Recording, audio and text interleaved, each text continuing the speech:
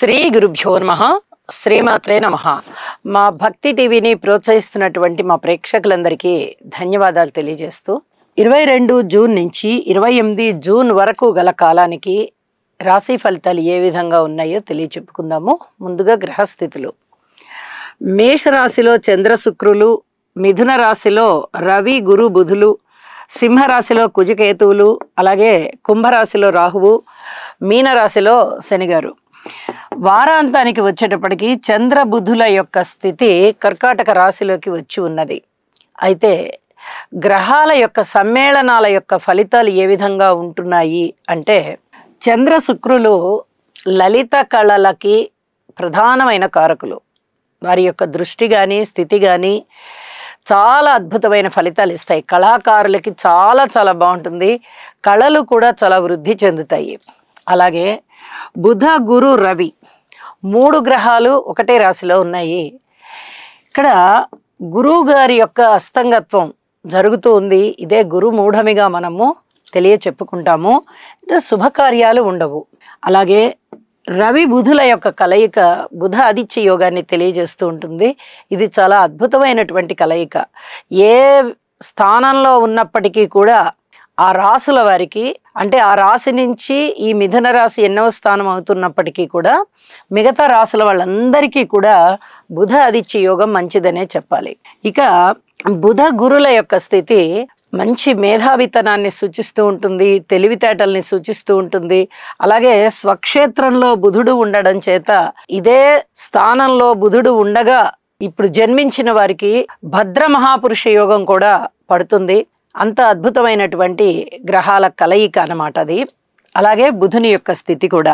ఇక కుజకేతువులు కొంచెం ఆధ్యాత్మిక చింతనని తెలియజేస్తూ ఉన్నప్పటికీ కూడా రాహు గారి దృష్టి సోకుతూ ఉన్న కారణం మీద కుజుడికి ఇక్కడ సర్పదోషం ఏర్పడుతూ ఉంది. అలాగే కుజుని యొక్క 8వ దృష్టి శనిగారి మీద పడుతూ ఉండడం చేత ఇక్కడ రోడ్డు ప్రమాదాలు, హృద్రోగాలు, ఇతర రకాల యాక్సిడెంట్లు, కోర్టు కేసులు, పోలీస్ కేసులు ఇలాంటివన్నీ కూడా ఉంటాయి. చట్ట వ్యతిరేక కార్యకలాపాలు జరగడానికి కూడా చాలా వరకు అవకాశాలు ఉన్నాయి అని కూడా చెప్తూ ఉన్నాను. ఇక వారాంతంలోకి వెళ్ళేటప్పటికీ చంద్ర బుధుల యొక్క స్థితి చాలా చాలా ప్రశాంతమైన స్థితి. ఇది నిజానికి మైథలాజికల్గా చంద్రుని యొక్క కుమారుడు బుధుడు, వారిద్దరికీ సరిపోదు. కానీ చంద్రుడికి శత్రువులు ఎవరూ లేని కారణం చేత బుధుడితో అయినప్పటికీ, శనిగారితో అయినప్పటికీ, రాహుతో అయినప్పటికీ, కేతువుతో అయినప్పటికీ, ఎవరితో అయినప్పటికీ కూడా ఆయన శత్రుత్వం పెట్టుకోరు అని చెప్తూ ఉంటారు. కాబట్టి స్వస్థానంలో బుధుని యొక్క చేరిక జరిగినట్టుగా తీసుకుని ఈ కలయిక మంచిదే, స్మూత్ బిహేవియర్ కిందగా ట్రీట్ చేసుకోవాలి అని తెలియచేస్తూ ఉన్నాను. ఇక రాసుల విశేషాంశాల్లోకి వెళ్దాము. కుంభరాశి వారికి ఈ వారం రోజుల కాలాన్ని మనం పరిశీలన చేసినట్టయితే 2 గ్రహాల యొక్క ఉనికి చాలా బాగుంది.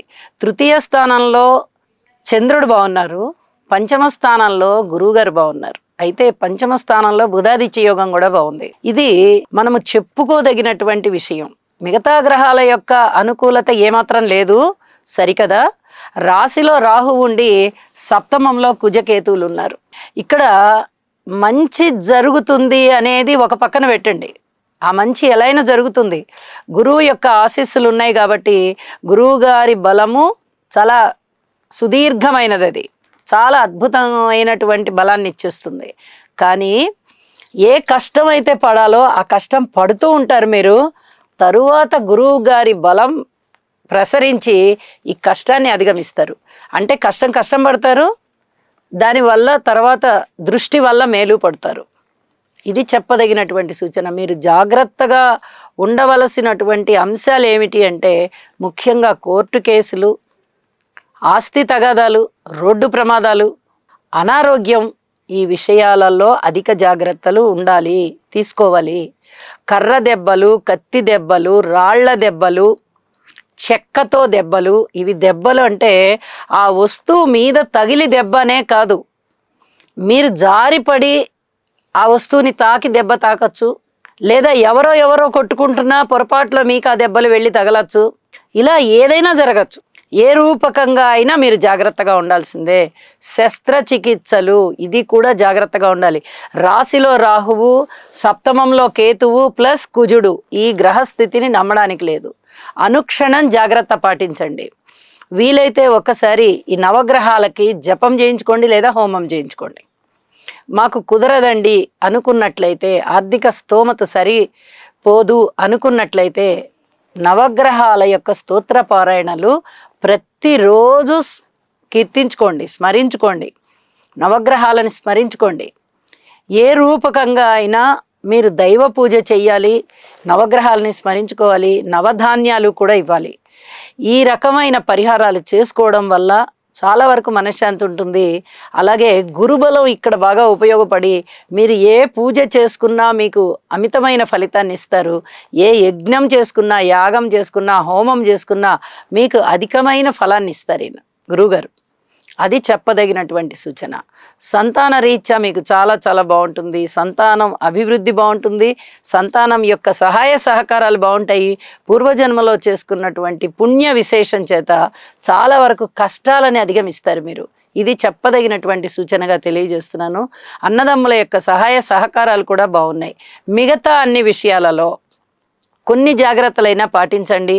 ఆ పాటించిన జాగ్రత్తలు ఏవైతే ఉన్నాయో గురుబలం వల్ల మీరు సంరక్షించబడతారు. ఇది చెప్పదగినటువంటి సూచనగా తెలియజేస్తున్నాను. కుటుంబ రీత్యా జాగ్రత్తలు అవసరం, మాతృవర్గ రీత్యా జాగ్రత్తలు అవసరం, రుణభారాల రీత్యా జాగ్రత్తలు అవసరం.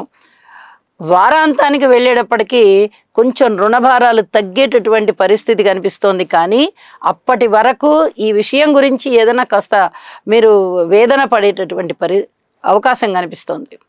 అలాగే భార్యాభర్తల మధ్య అనుకూలత విషయంలో ఏమాత్రం బాగలేదు, అధిక జాగ్రత్తలతో ఉండండి. ఉద్యోగంలో కూడా అంతే ఉండండి.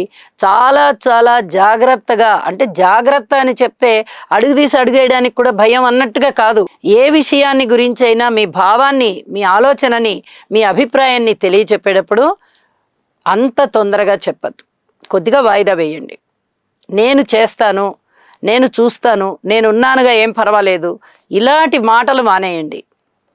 నేనే భగవంతుడి యొక్క ఆశీస్సుల కోసం వేచి ఉన్నాను, నేనేం చేయగలను అనేటటువంటి ఆలోచనని నింపుకోండి. భగవంతుడు మీకు మేలు చేస్తాడు. మీ వల్ల ఎవరికి నష్టం లేకుండా ఉంటుంది, మీ మాట పోకుండా ఉంటుంది. ఇది చెప్పదగినటువంటి సూచనగా తెలియజేస్తూ ఉన్నాను. చెప్పిన పరిహారాలు చేసుకోండి, మానసిక ప్రశాంతత పొందండి. శుభం.